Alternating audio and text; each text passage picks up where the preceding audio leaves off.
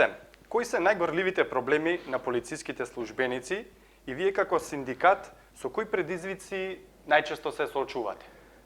Па, одговорот на ова прашање е многу сложено, значи може да кажам дека треба да зборуваме денови за да го одговориме. Едноставно како претседател на синдикат на полиција во Македонија не знам од каде да почнам, нели?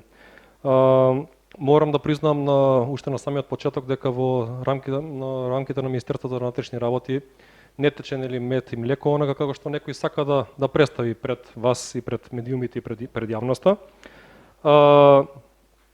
Кога мислиме на предизвиците на полицијата, тоа секако нели се подразбира подобри услови во полицијата, подобри права на секој вработен, задоволен, како и кажа министерот, задоволна полиција, безбедни граѓани. Но дали навистина е тоа така? Дали во 21-виот век можеме да зборуваме дека во македонската полиција има подобри услови и права? Јас како претседател лично сметам дека тоа не е така и сметам дека Министерството за внатрешни работи во периодот што доаѓа треба да работи многу напорно за да исполни барем малку задоволително од тие задоволителни права што треба да се исполнат. Срамно е да признаеме дека македонскиот полицаец никогаш до сега не бил толку понижуван како што е сега. Денеска имаме ситуација која што нападот на полициски службеник наместо да заврши нели со кривична пријава, онака како што треба, експресно јавното обвинителство да реагира судот и така натаму, ние ми изјава од првиот човек на министерството каде што веднаш без да провери било какви нели наводи, првен го осуди нападот, а после тоа, замислете, после 2 дена веќе нели нападот испадна министерот нели на соопштение и кажа дека чекај стоп, пупу не важи таа изјава и дека односно дека треба таа изјава да почекаме малце да видиме што ќе се случи понатаму нели со тие снимки од после, знаете за тие снимки од после што испадна. Зборуваме нели за конкретно за настанот во Битола. Дали знаете конкретно, сакам да кажам, дали знаете после сета таа изјава, дали знаете како се чувствуваат сите тие полициски службеници? И дали сметаме ние сите како синдиката и полициските службеници дека се воопшто се заштитени и ќе бидат заштитени понатаму? Дали сметате дека после сета таа работа полициските службеници ќе бидат охрабрени буквално и понатаму да ги преземат полициските властувања што ми следи согласно законот за полиција, или на секоја пријавена тепачка, на секој напад пријавено, дури ќе се срамат и едноставно да ги пријават нападите врз нив. Сметам дека појавата на исплашени колеги моментално кој што никош не било до сега е преседан во министерството и сметам дека никогаш дека ова треба да престане и сега кога прашате веќе за предизвиците нели конкретно. Најпрво се соочивме како синдикат, како ново формиран синдикат, за да знае нели јавноста моментално и вие како портал, значи ние сме ново формиран синдикат кој што официјално почна да функционира во рамките на Министерството за внатрешни работи месец април 2020 година. Што уште на самиот почеток се соочивме со невидени притисоци од невидени размори од страна на еден синдикат кој што самиот во јавноста милува да се нарече единствен репрезентативен синдикат. Дали е така, самите лично знаат дали е тоа така.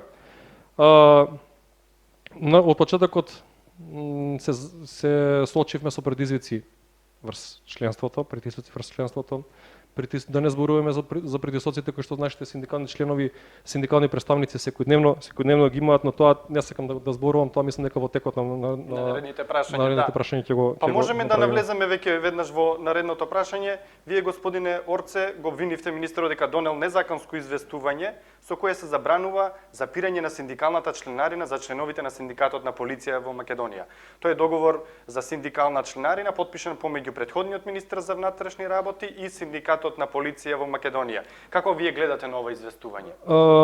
Па вака сега, за да стане појасно нели пред вработените, пред јавноста и пред вас како медиум, сакаме да исто така да откриеме еден многу интересен детал дека со првиот работен ден по доаѓањето на министерување нели на новиот министер за внатрешни работи, старо новиот министер за внатрешни работи Оливер Спасовски, Замислите наместо истиот да се фати со работа и да почне да работи да ги решава проблемите кои што секојдневно се стануваат се поголеми и поголеми.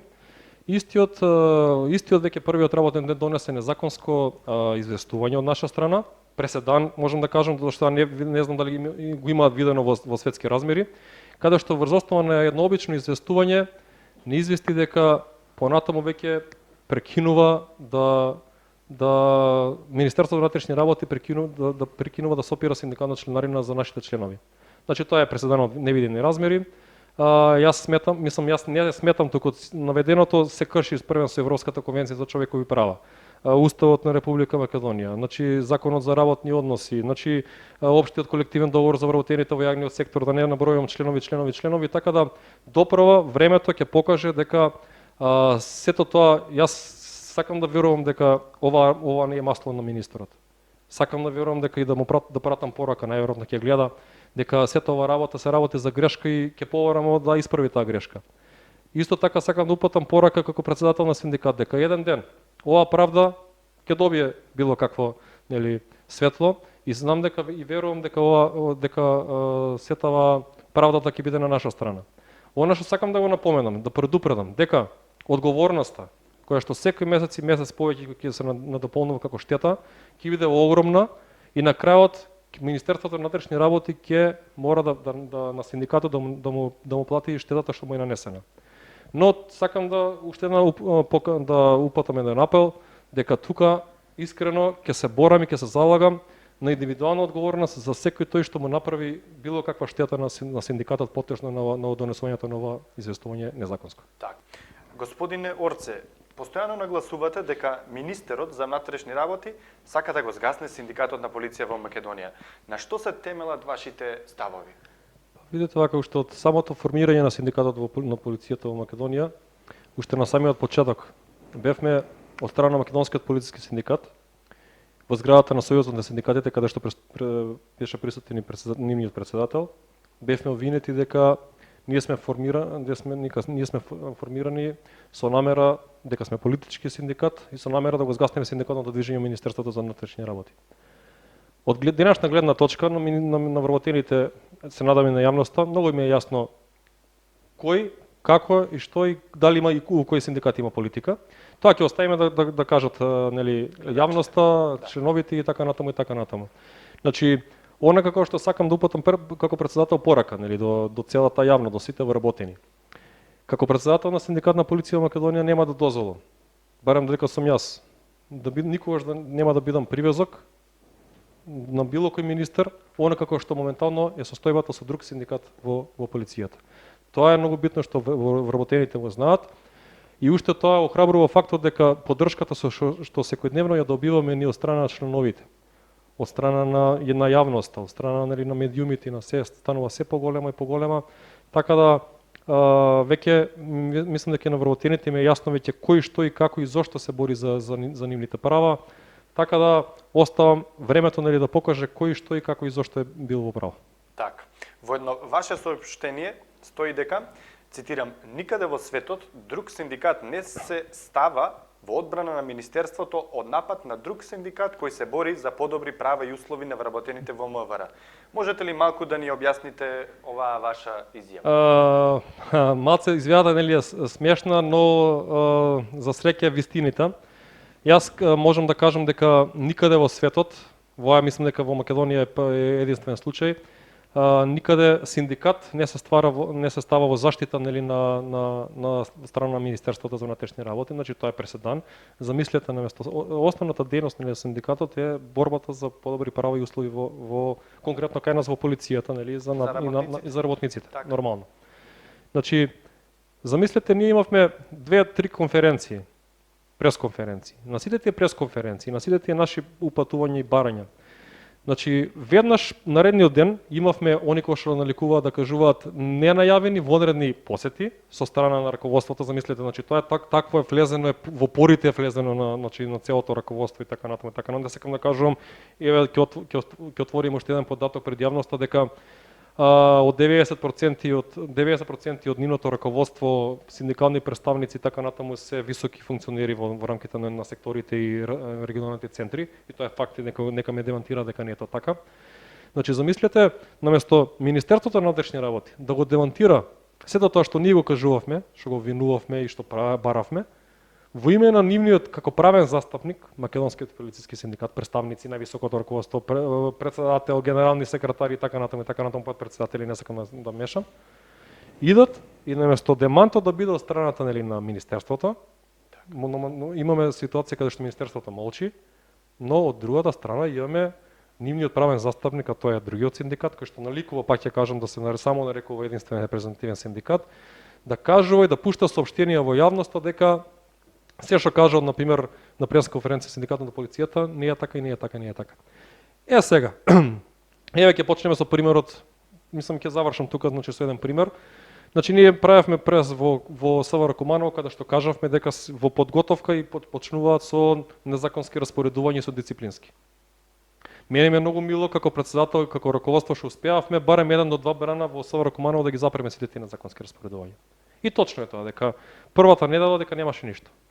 Но после 7 дена ќе ги запрашам раководството на единствените нели кои што се самонарекуваат, дали е тоа таква ситуацијата, затоа што нели они веќе мислам дека имаат влијание на секоја пора во Министерството на внатрешни работи, слободно нека проверат во правната служба и нека видат дали и колку и нека излезат во јавноста, нека кажат точно колку решенија незаконски. Збориме за незаконски решенија надвор од работните места се дадени во СВР Куманово, останатите сектори за внатрешни работи, да не забораваме.